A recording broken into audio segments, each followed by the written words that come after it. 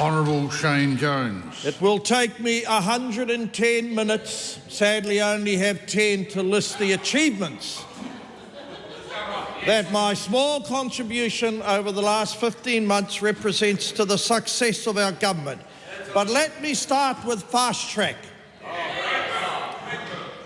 Traceable back to the coalition agreement agreed to between my leader and the leader of the National Party, 149 projects where there'll be no more clutter, no more ideological bumfluff from my opposition, no straight down the guts.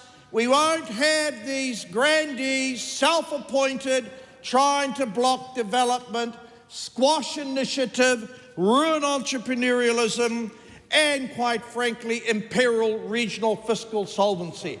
Right. I am astounded, however, that there's a tiny group who live in concrete houses who don't want us to extract sand in Taitokera.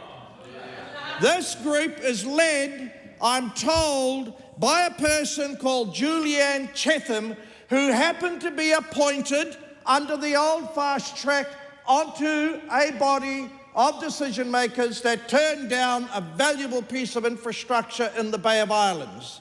Why is that person able to pursue an obvious conflict of interest under our fast track?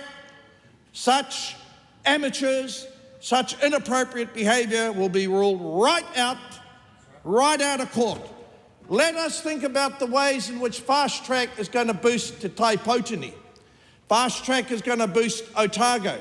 Fast track is going to actually do something practical as we adapt to climate change. Now, as you know, I'm largely a doubting Thomas about all this shrillness to do with climate change, but I am a man of fidelity, and I will remain faithful to the position of the Cabinet that we must find ways to adapt in terms of climate change challenges. To do that, we need to rescue projects out of the bog, out of the bureaucratic thicket, so they can be approved in a remarkably short period of time. The last politician who put a profound idea forward as to how we might change the electricity settings in New Zealand sits on the other side of the House, and I was his colleague and something of a fellow traveller. The energy electricity settings, we've got various reviews underway. The people that have promised to ensure we don't have another wicked winter, now they're on notice.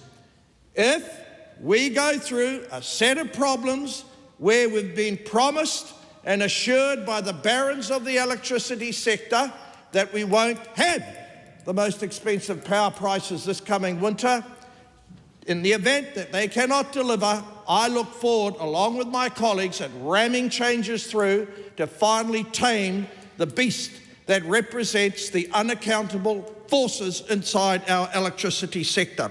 Of course, mining will generate royalties, and those royalties will be made available at an acceptable percentage to the regions where the mining activity takes place. And in that respect, I have to acknowledge the former Minister of Energy, who encouraged me to ensure that we shared the spoils of Mother Nature's bounty as we open up these massive vistas of utilisation and rescue our current account deficit problems and ensure that we don't rely on the Congo and other such places. And by the way, the party I belong to will never ever agree to buying Congo carbon credits. There are other parties who want to imperil our fiscal solvency and commit such fanciful, dangerous, life-threatening ideas. But we want to use our own resources. Gold, coal before dole. Coal will be available and used in New Zealand well towards 2050.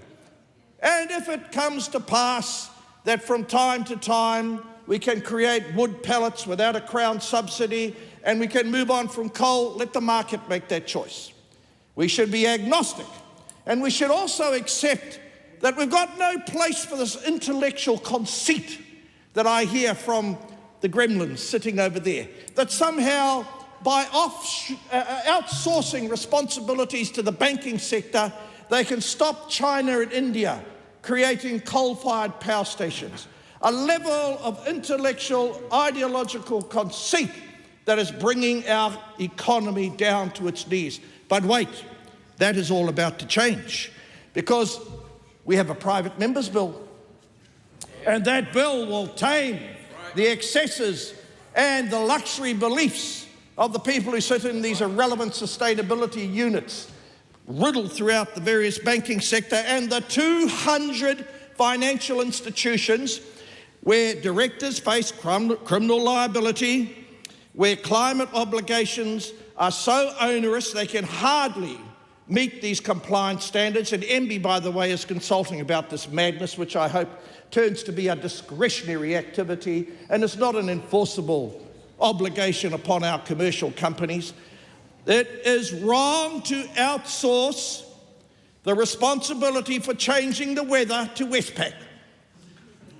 It is wrong for financial institutions to indulge on changing regional industries so that they can please the small number of people that, along with themselves, create chemtrails as they jot off to other places, including the UN.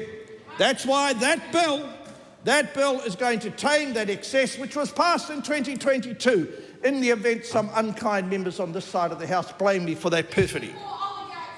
In relation to water storage, it was extraordinary to see the Labour Party member gushing enthusiastically about Waimea. They voted against the Waimea Dam.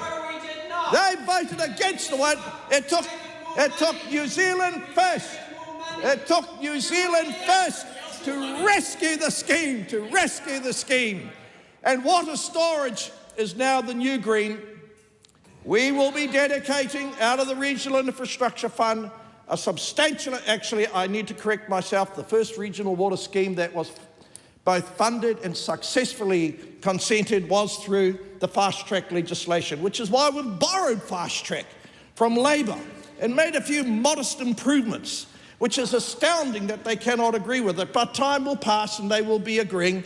Water storage is the new green. We will have much more of it. And I look forward to replicating the extension of the marine farming permits till 2050. There are far too many permits and consents required in New Zealand. That's right. The vast majority of them are an imposition on our economy. They represent no way of increasing environmental positive outcomes. Market gardeners, hear from me.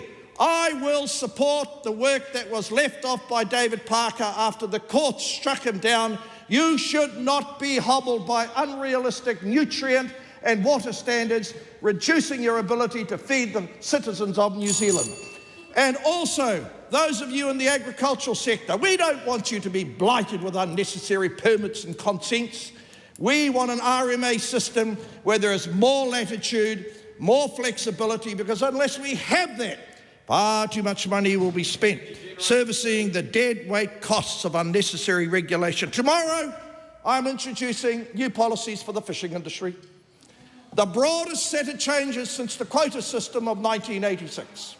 And I will have very sensible things to say about the sad presence of cameras on boats, a massive intrusion and reflection of state surveillance of industry, which our party is diametrically opposed to. And of course, I may make a few remarks about a dolphin that doesn't exist, otherwise known as Maui's dolphin, a contrivance, a fiction put together by some underemployed academic down in the South Island where all the Maoris are fighting with each other over the ownership of quota. In respect of the purpose of our Regional Infrastructure Fund, I want to assure New Zealanders, not only is it well run, but it is going to deliver concrete opportunities to improve local infrastructure, whether it be water or community energy, as was announced. And I want to say to Māoridom as well, the bill which you are jumping up and down will never pass. Focus your energy and intention on economic empowerment and stop believing in the shrill green rhetoric that somehow Māori can solve the problems of China, Russia, India with some mātauranga Māori and stop them from generating coal-fired power stations.